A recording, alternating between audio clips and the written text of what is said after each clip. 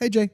Tim, I've got a question for you. Okay, I got an answer for you. Always. Hopefully. Always. Maybe. Here's a question. Okay. So one topic that has been one of my hobby horses, because I'm fascinated by this change, has been the EKU type. The clientAuth EKU deprecation. Client authentication certificates that are publicly trusted. Mm-hmm. There was a no longer trusted date by Google. Right. On, I believe it was June of... Chrome Root program, June 15, 2026 was the date, and this isn't BR.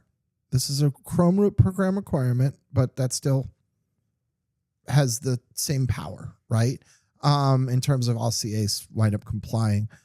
Chrome Root program requirement was June 15, 2026, that public TLS certificates could no longer contain the clientAuth EKU.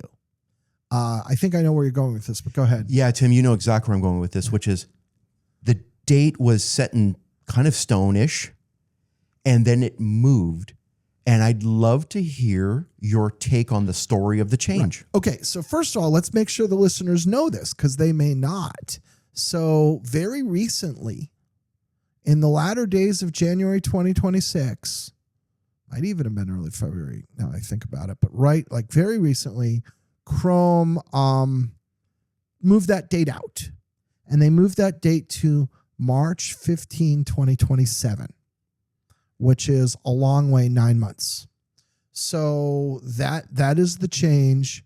And your question is, what motivated that? So I think it was two things, and this is me reading tea leaves. So anybody from Chrome Root program, if you want to, let me know. I will clarify if I'm getting this wrong. But I think that it is a combination of two factors.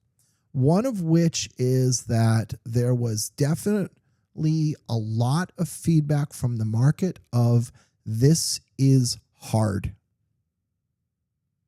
And this is going to be painful to get this done.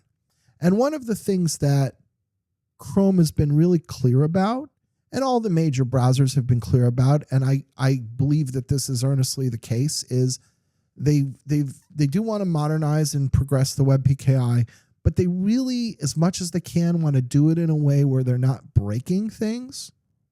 I think they feel that if things must be broken because we have no choice, they're willing to break things, but they try to find paths forward that don't break things, if that makes sense, right? So when in this case, and we see this in other things, we saw, Apple pushing out the dates for 10-day DCV and 47-day cert term by a year to give people more time to adjust because they don't want to break things, right? So this don't want to break things factor works into their plans, even though they're very committed to changing and modernizing and progressing the web PKI, right? And this is the balancing act they go through. So I think that was part of it, was a lot of market feedback, possibly more than anticipated, that this is going to be really painful. This is going to be really hurt. This is going to hurt. And so give everybody an extra 9 months. The other thing is there's a lot going on in 2026. We have 3 step-ups for MPIC. We have step-downs for both DCV and maximum certificate term. We have deprecations of DCME methods.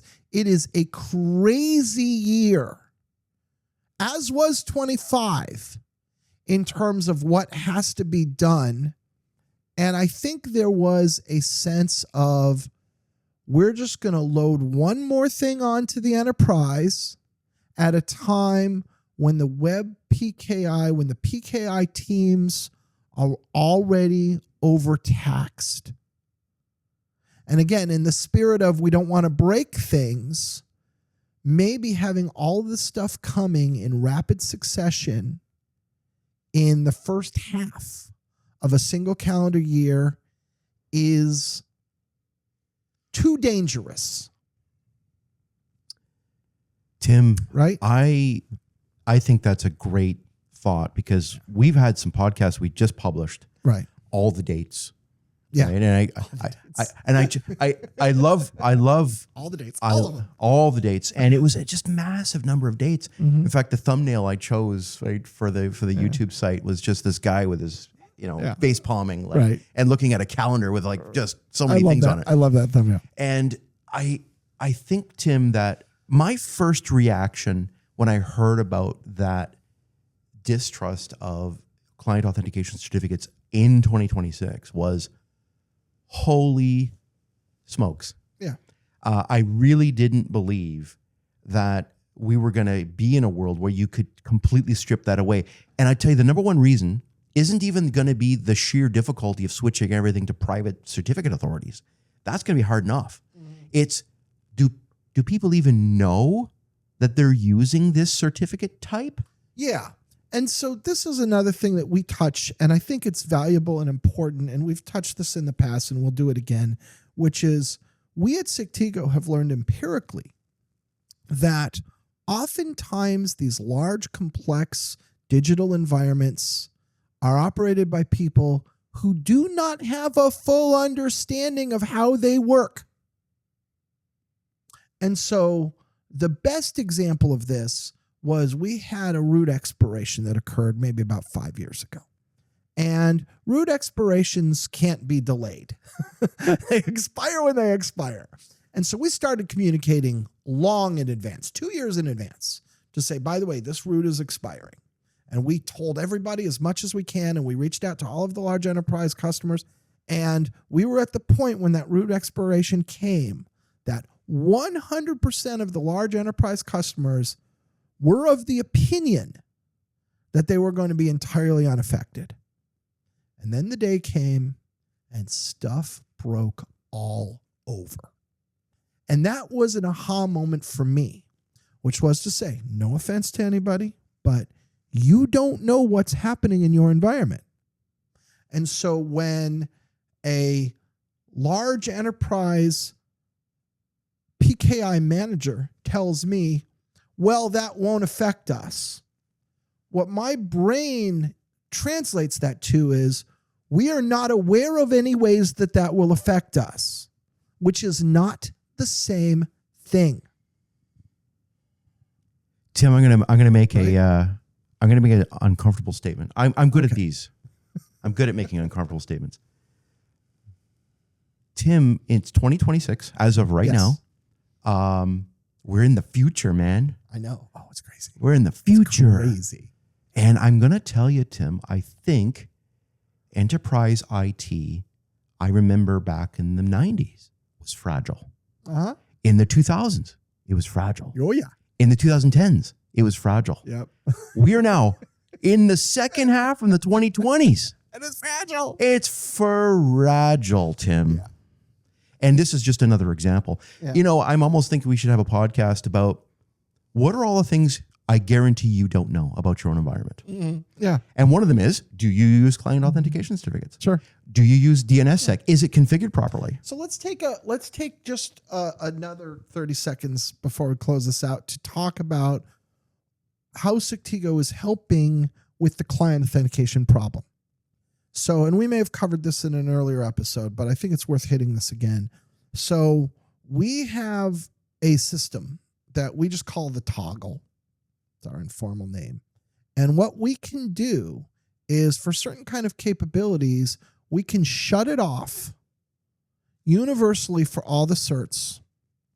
And then on an account by account basis, we can temporarily reactivate it. And this is what we do. Now, you can't do that in the case of a root expiration. But for other changes that come, this is what we do to avoid that exact problem. So like literally, let's, new thing, there's going to be, we're going to get rid of the, whatever it is, the ability to do X, Y, and Z. And everybody says, well, I don't use X, Y, and Z. Well, we go, okay, well, maybe you do and you don't know it. So what we'll do is we'll do the universal shut off. And then now it's scream test time. When something starts breaking, people call us up and say, oh my God, my stuff's not working. We say, okay, fine. We'll turn you back on. Oh, my stuff's working. Thank you so much. Okay, you got 90 days, get it fixed, and I'm turning you back off, right? And that is how we run it. And so We have been running that since Q4 for the clientAuth deprecation. We have a discrete list of accounts, we know who they are, who have been turned back on. With all of them, we have a handshake agreement on when they're going to get this fixed, and then we're going to turn them back off. And then when they break again, we'll turn them back on, and we'll have a handshake agreement on where they're going to fix the new problem.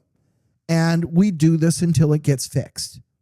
And I think that is the best practice for changes like this, because the other choice is you say, told you, not my fault, too bad, so sad. And while, I could sit on my high horse and say, well, I told him and it's not my fault, too bad, so sad.